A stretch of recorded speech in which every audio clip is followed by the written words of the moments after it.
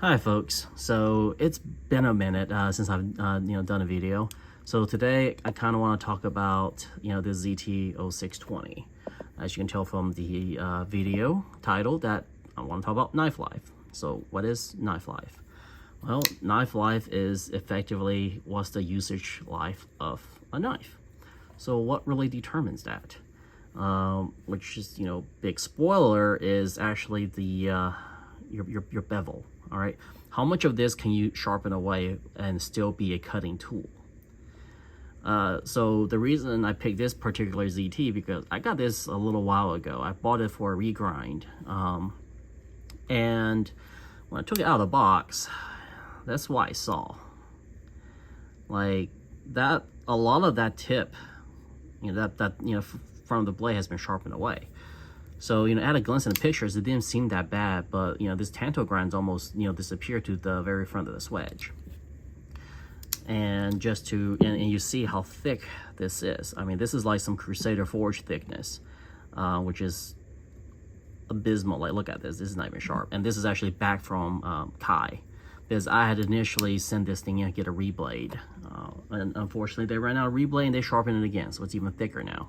So this is a double whammy. So we're looking at this thickness here at the tip. Turn her on, zero it.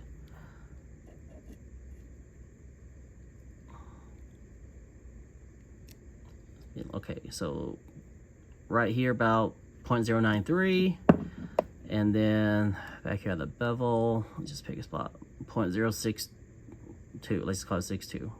So it's a thick one. This is pretty much unusable at this point, at least not for my needs.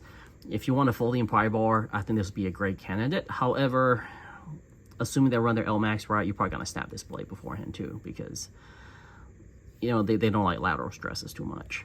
But this tip ain't gonna break on you, but you ain't gonna cut much with it. That's the unfortunate truth. It's always been a compromise. That's why Spyderco tips snap all the time, because people dig and pry with them, and they're very thin. They cut great, but they're no good for prying. But good for prying, bad for cutting. Pick and choose is a balancing act. So that was besides the point. So at a glance, I want to, say that this looks like there's plenty of knife life left, but it's actually at the end of it, because even ZT told me that when they don't have a replacement blade, I should retire this knife. It's at the end of its effective, use. So yeah, that's kind of sad, because at a glance, if I posted this knife for sale, most of you guys will be interested in buying this knife. However, I can in good conscience, sell this one. And for another example here, I just happen to have a PM3 blade, a Para 3 blade. It's a Maximet blade, Spyderco second. And well, let's see what we're looking at in terms of thickness behind the edge as well. All right, so we're about 22 thou behind the edge, so that's not bad. So that was what, like 61. So let's see where 61 at on here. Let's just be nice here. We're at 60. We're about halfway up that blade. So right here. So we have to sharpen all the way up here to reach the same level as the ZT. Think about that. How much of that height and the difference is there? Because this was initially a 3.6 inch blade. Let's see, we are looking at about 3 1/4 now. So it's 0.3 inch of the blade has been sharpened away. It's really not that much. And then if I remember right, it's like maybe 1/8 inch of the blade has been sharpened away, because I think these were like 30 thou behind the edge. So I don't know how many sharpening sessions this thing had seen, but this knife was not made all that long ago. It was made maybe 5 to 10 years ago, and it's already at the end of its life.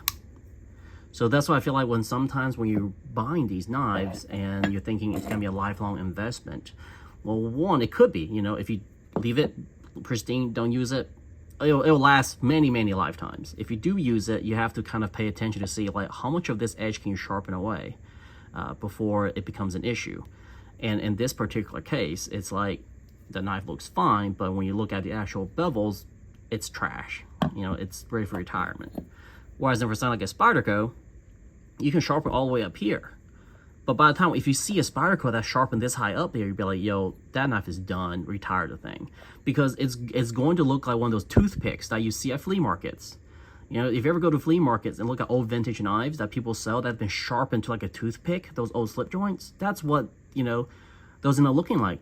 And the sad thing is, like, those slip joints sharpened to a toothpick will still cut better than the ZT.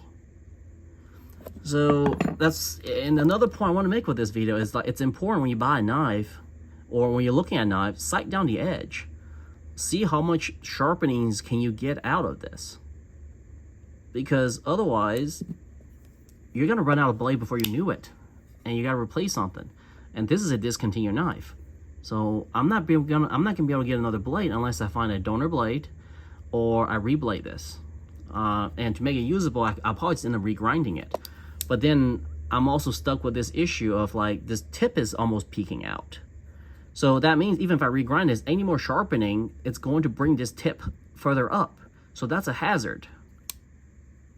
So you see how these elements kind of come into play, because when you first get it brand new out of the box, it seems like this is the best knife ever. It will last me a lifetime. But when in reality, you know, some of this is more deceiving than you think.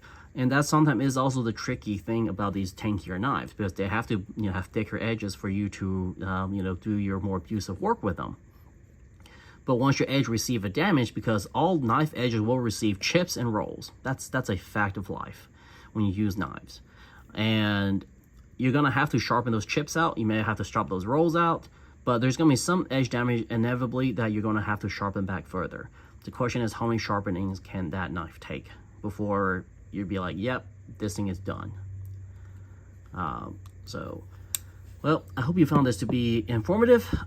Maybe something you hadn't really thought about before, to kind of look through your collection, to, you know, considerations.